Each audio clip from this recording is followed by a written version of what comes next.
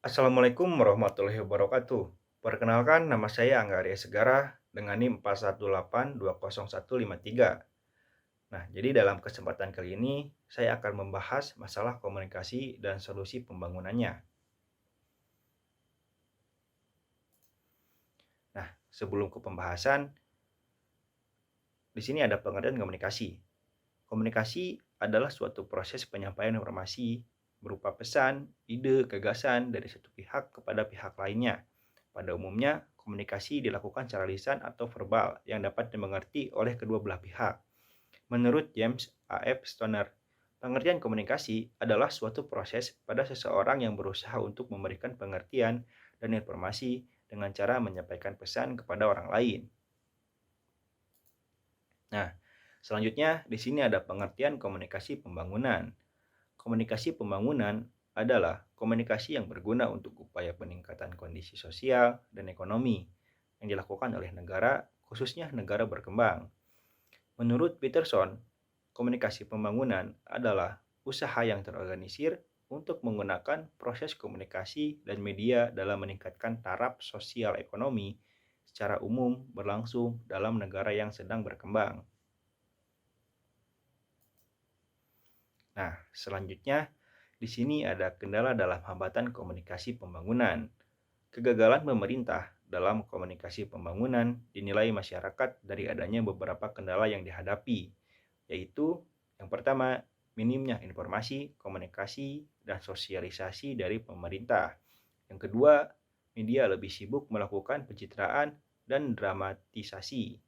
Yang ketiga, pemerintahan bertindak sebagai pelaku dan pemeran pembangunan secara sepihak tanpa melibatkan pihak lainnya.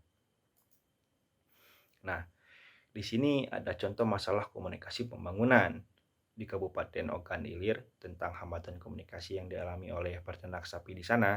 Ternyata terdapat banyak faktor yang menyebabkan sebuah pesan dapat disampaikan akan mudah dilaksanakan di lapangan. Dari hasil penelitian di lapangan, ditemukan bahwa ada faktor-faktor lain yang mempengaruhi sebuah pesan pembangunan akan diterima atau tidak di tengah-tengah masyarakat.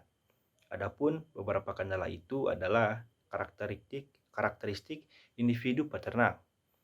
Contohnya, usia, pendidikan rendah, pendapatan rendah, pengalaman rendah, serta pengetahuan yang rendah diindikasikan berpengaruh terhadap hubungan antar personal dalam merespon lingkungan di luar sistem sosialnya dan berpengaruh dalam adopsi inovasi.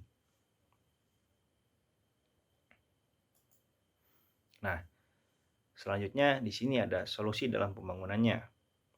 Setiap kegiatan komunikasi tertentu mengharapkan komunikasi yang efektif. Akan tetapi, kita tidak dapat menyangkal bahwa setiap komunikasi belum tentu akan berjalan sebagaimana yang diharapkan.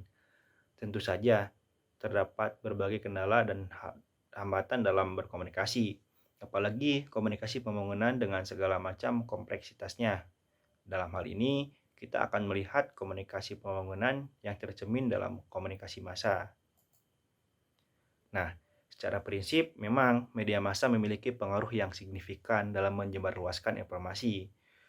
Menurut Skam, mengemukakan peranan media massa dalam pembangunan adalah yang pertama, menyampaikan kepada masyarakat informasi tentang pembangunan, kesempatan, dan cara mengadakan perubahan. Kedua, memberikan kesempatan kepada masyarakat untuk mengambil baik secara aktif dalam proses pembuatan keputusan. Juga memperluas ruang dialog agar melibatkan sebuah pihak. Dan yang ketiga, mendidik tenaga kerja yang diperlukan dalam pembangunan mulai orang dewasa hingga anak-anak.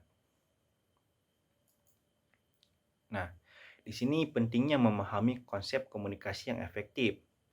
Cara mengemukakan komunikasi dikatakan efektif apabila menimbulkan efek yang diharapkan dari komunikan. Dan itu hanya bisa terjadi bila komunikator mengenal secara benar siapa komunikannya.